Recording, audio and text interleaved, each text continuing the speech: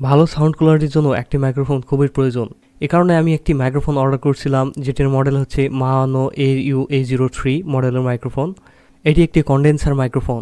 আজকের ভিডিওতে আমি আপনাদের দেখাবো যে এই ধরনের মাইক্রোফোন বা কন্ডেন্সার মাইক্রোফোনগুলো সাধারণ মাইক্রোফোনের তুলনায় কিভাবে আলাদা, বা সাউন্ড কোয়ালিটির পার্থক্যটা ঠিক কতটুকু, বা আপনার কখন এগুলো কেনা উচিত সেই বিষয়ে। আনবক্সিংয়ের প্রথমেই আমরা পেলাম একটা উইন্ডশিল্ড, এরপরে দেখতে পাচ্ছেন যে একটা পপ ফিল্টার। এগুলো মূলত বাতাসকে ফিল্টার করে, অর্থাৎ বাতাসের মধ্যে যে হঠাৎ যে ওয়েভলেন্থটা তৈরি হয় সেটিকে বাধা দেয় এবং ক্লিয়ার সাউন্ড আউটপুট নিয়ে আসার জন্য এইগুলোকে ব্যবহার করা হয়। এরপরে নিচে আমরা পাচ্ছি কিছু কেবলস, এর মধ্যে রয়েছে একটি অডিও কেবল এবং একটি কনভার্টার কেবল, এবং রয়েছে একটি শক মাউন্ট আপনারা দেখতে পাচ্ছেন। এটি মূলত মাইক্রোফোন মাউন্ট করার কাজে লাগে। এরপর রয়েছে মেইন মাইক্রোফোনটা, অর্থাৎ মাহানোর মেইন মাইক্রোফোন। হাতে নিয়ে ফিলিংসটা বেশ ভালোই হচ্ছে। এখানে বড় বড় করে লেখা আছে মেড ইন চায়না। টেবিলে মাউন্ট করার জন্য একটি মাউন্ট দেওয়া রয়েছে এবং একটি ম্যানুয়াল বুক রয়েছে। কিছু স্ট্রিপ দেওয়া রয়েছে কেবলগুলোকে ম্যানেজ করার জন্য, এবং একটি সিজার স্ট্যান্ড। অর্থাৎ এটির কোয়ালিটি মোটামুটি ভালোই বলা চলে, খুব আহামরিও না, তবে এই মাইক্রোফোনের জন্য এটা যথেষ্টই মনে হয়েছে। একটি ম্যানুয়াল বুক দেওয়া রয়েছে, যদিও এটি সাজানোর জন্য আমাদের ম্যানুয়াল বুকের প্রয়োজন নাই, তবে এখানে কিছু গুরুত্বপূর্ণ ইনফরমেশন দেওয়া রয়েছে মাইক্রোফোনটি সম্বন্ধে। যেমন এখানে দেখতে পাচ্ছেন এটির কিন্তু ফ্রিকোয়েন্সি রেসপন্স হচ্ছে 30 হার্টজ থেকে 16 কিলো হার্টজ পর্যন্ত। আপনাদেরকে বলে রাখি, মানুষের কিন্তু শুনতে পারার অ্যাবিলিটি 20 থেকে 20,000 হার্টজ বা 20 কিলো হার্টজ পর্যন্ত। তো এখানে এই হার্টজের কিছু পরিবর্তনের কারণে হয়তোবা কিছু নয়েজকে ক্যান্সেল আউট করার জন্য তারা এটা করেছে। আই ডোন্ট নো এক্স্যাক্টলি কারণটা কি, আমি মাইক্রোফোন সম্বন্ধে তেমন একটা বিশেষজ্ঞ না। এবং এখানে দেখতে পাচ্ছেন কিছু সেন্সিটিভিটির ব্যাপার দেওয়া রয়েছে, অর্থাৎ কীরকম সেন্সিটিভ হবে ইত্যাদি বিষয়। আমাদের কাছে এই সমস্ত ইনফরমেশন ম্যাটার করে না, কারণ আমাদের কাছে এক্সপিরিয়েন্সটাই আসলে ম্যাটার করে।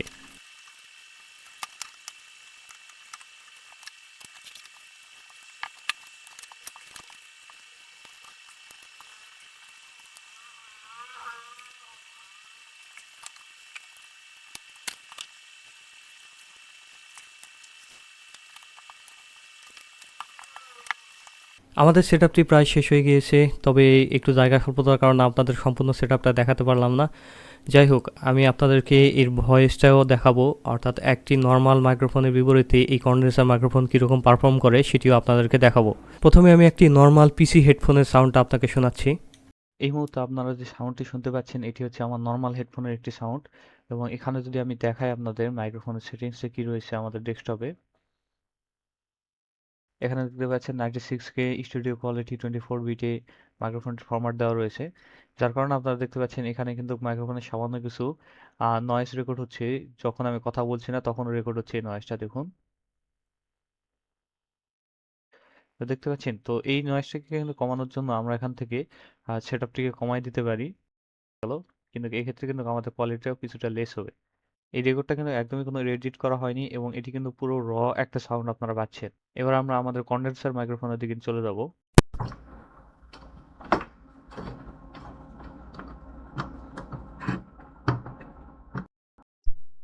তো এখন আমরা আমাদের কন্ডেন্সার মাইক্রোফোনে রয়েছি। এবারে আমরা যদি মাইক্রোফোন সেটআপে ঢুকি, তো এখানে দেখতে পাচ্ছেন যে এটা কিন্তু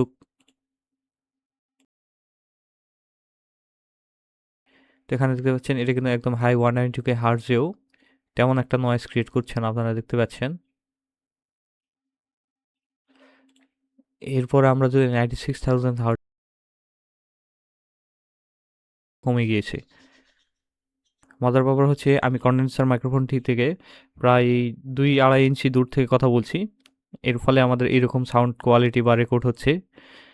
অথচ আপনি যদি খুব বেশি দূর থেকে কোনো নয়েজ করেন, তাহলে কিন্তু কি কন্ডেন্সার মাইক্রোফোন এটা ক্যাপচার করে না। অর্থাৎ কন্ডেন্সার মাইক্রোফোন এর কাছে থেকে খুবই সেন্সিটিভ, কিন্তু দূর থেকে এটা মোটেও সেন্সিটিভ না, যেটা আমাদের নর্মাল মাইক্রোফোনগুলোতে হয় আর কি। আমার রুমের বাইরে প্রায় 10 মিটার দূরে একটা ব্লেন্ডার চলতেছে, তারপরেও কিন্তু এটা থেকে কোনো প্রকার নয়েজ ক্যাপচার করেনি।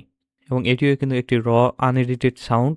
একটি রুমের মধ্যে 2জন মানুষ স্বাভাবিকভাবে যেভাবে কথা বলে, আমিও কিন্তু ঠিক সেভাবে কথা বলছি। তবে কন্ডেন্সার মাইক্রোফোনের একটা ব্যাড পার্ট হচ্ছে কি, যখন আপনি শ্বাস নেবেন, জোরে শ্বাস নেবেন কথা বলার সময়, তখন কিন্তু সেটাও রেকর্ড হয়ে যাবে। কারণ যেমনটা আমি বললাম যে কন্ডেন্সার মাইক্রোফোন কাছ থেকে কিন্তু খুবই সেন্সিটিভ। এ কারণেই আর কি, যখন আপনি জোরে শ্বাস নেবেন তখন কিন্তু আপনার সাউন্ডটাও, শ্বাস নেওয়ার সাউন্ডটাও রেকর্ড হয়ে যাবে। এক্ষেত্রে আপনাকে কিছুটা এডিট করা লাগতে পারে। এবার আসুন কনক্লুশনে, যে আপনার এই মাইক্রোফোনটি কখন কেনা উচিত বা কেনা উচিত কিনা। তো আপনাকে প্রথমে বলে রাখি, এই মাইক্রোফোনটা কিন্তু বেশ কয়েক বছর আগেই মার্কেটে রিলিজ হয়ে গিয়েছে, অর্থাৎ এটি বেশ পুরাতন মডেলের একটা মাইক্রোফোন। তারপর আমি এটা কিনেছি কারণ এটা কন্ডেন্সার মাইক্রোফোন প্রথমত, দ্বিতীয়ত এটির প্রাইসটি আমার সাধ্যের মধ্যে রয়েছে। এটির মূল্য রয়েছিল আমি যখন কিনেছিলাম তখন 3600 টাকা প্রায়। এবারে আমি আপনাদেরকে জানাচ্ছি যে এটি আসলে আপনার কখন কেনা উচিত। যদি কিনা আপনারা নর্মাল ক্যাপসুল টাইপের মাইক্রোফোন ব্যবহার করেন, অর্থাৎ যেমন বয়া M1 বা ওয়্যারলেস মাইক্রোফোনগুলো যেগুলোতে ক্যাপসুল ব্যবহার করা হয়, কিংবা হেডফোন বা ওভার হেডফোনের মাইক্রোফোন, ইয়ারফোনের মাইক্রোফোন, এই ধরনের মাইক্রোফোনগুলো যদি আপনারা ব্যবহার করে থাকেন এবং যদি এই ধরনের কন্ডেন্সার মাইক্রোফোনে যদি আপনারা সুইচ করেন, তাহলে হিউজ একটা ডিফারেন্স আপনারা দেখতে পারবেন। এছাড়া সরাসরি কন্ডেন্সার মাইক্রোফোন টু কন্ডেন্সার মাইক্রোফোনে সুইচ করলে তেমন একটা পার্থক্য আপনি বুঝতে পারবেন না। তো কনক্লুশনটা এই পর্যন্তই থাকলো। আপনি যদি এমন কোনো মাইক্রোফোন ব্যবহার করেন যেগুলোতে ক্যাপসুল ব্যবহার করা হয় এবং আপনি যদি এই কন্ডেন্সার মাইক্রোফোনে সুইচ করেন, তাহলে আপনি একটি হিউজ ইমপ্রুভমেন্ট পাবেন।